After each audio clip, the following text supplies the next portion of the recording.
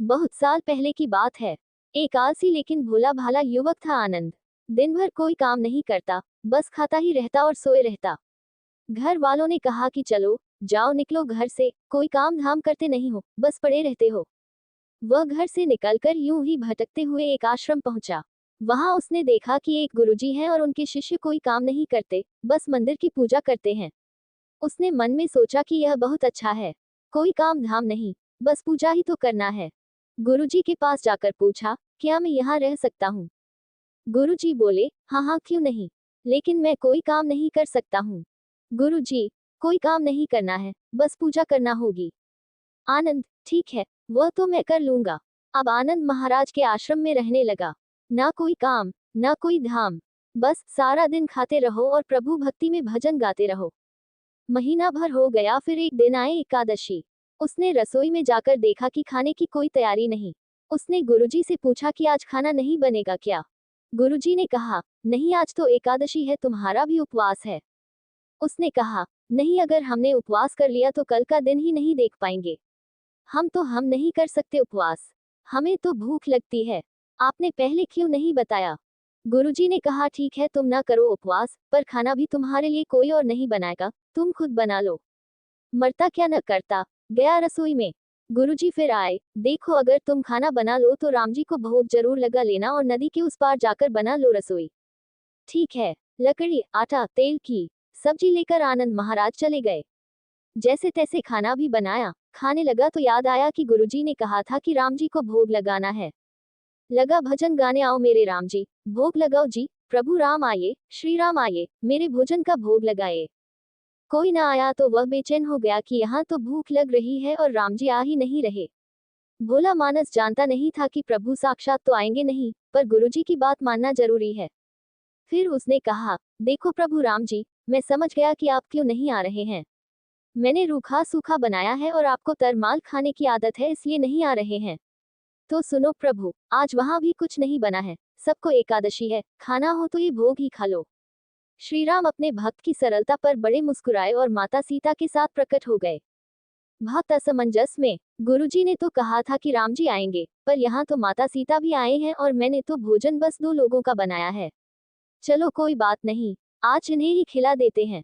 बोला, प्रभु मैं भूखा रह गया, लेकिन मुझे आप दोनों को देखकर बड़ा अच्छा लग रहा है, लेकिन अगली एकादशी पर ऐसा न करना, पहले बता देना कि कितने जन आ रहे हो। और हाँ, थोड़ा जल्दी आ जाना। राम जी उसकी बात पर बड़े मुदित हुए, प्रसाद ग्रहण करके चले गए। अगली एकादशी तक ये भोला मानस सब भूल गया। उसे लगा कि प्रभु ऐसे ही आते होंगे और प्रसाद ग्रहण करते होंगे। फिर एकादशी आई, गुरुजी से कहा, मैं चला अपना खाना बनाने, पर गुरुजी थोड़ा ज्यादा अनाज लगेगा, वहां 2 लोग आते हैं। गुरुजी मुस्कुराए, भूख के मारे बावला है। ठीक है, ले जाओ और अनाज ले जा। अब की बार उसने 3 लोगों का खाना बनाया। फिर गुहार लगाए, प्रभु राम आए, सीताराम आए, मेरे भोजन का भोग लगाए। प्रभु की महिमा भी निराली है। भक्त के साथ कौतुक करने में उन्हें भी बड़ा मजा आता है। इस बार वे अपने भाई लक्ष्मण, भरत, शत्रुघ्न और हनुमान जी को लेकर आ गए। भक्त को चक्कर आ गए। यह क्या हुआ, एक का भोजन बनाया तो 2 आए, आज 2 का खाना ज्यादा बनाया तो पूरा खानदान आ गया। लगता है आज भी भूखा ही रहना पड़ेगा। सबको भोजन लगाया और बैठे बैठे देखता रहा। अनजाने ही उसकी भी एकादशी हो गई। फिर अगली एकादशी आने से पहले गुरुजी से कहा, गुरुजी, ये आपके प्रभु राम जी अकेले क्यों नहीं आते? हर बार कितने सारे लोग ले आते हैं, इस बार अनाज ज्यादा देना।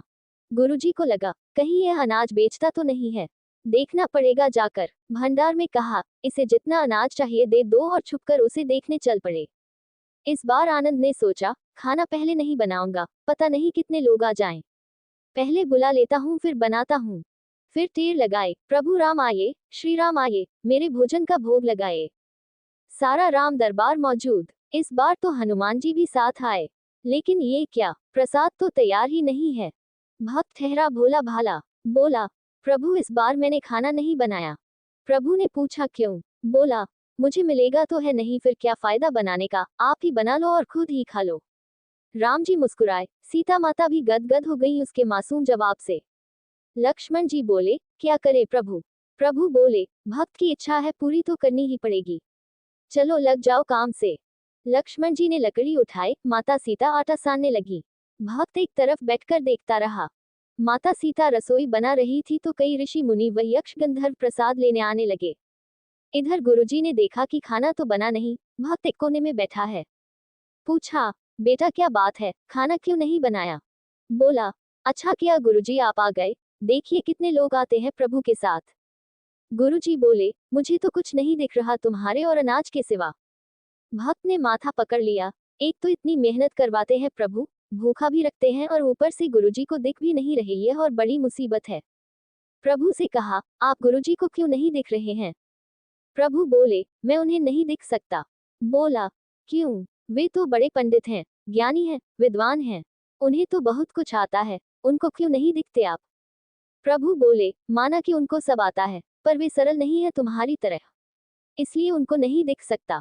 आनंद ने गुरुजी से कहा, गुरुजी प्रभु कह रहे हैं कि आप सरल नहीं है इसलिए आपको नहीं दिखेंगे। गुरुजी रोने और कहने लगे कि वाकई मैंने सब कुछ पाया, पर सरलता नहीं पा सका तुम्हारी तरह, और प्रभु तो मन की सरलता से ही मिलते हैं। प्रभु प्रकट हो गए और गुरुजी को भी दर्शन दिए। इस तरह एक भक्त के कहने पर प्रभु ने रसोई भी बनाई।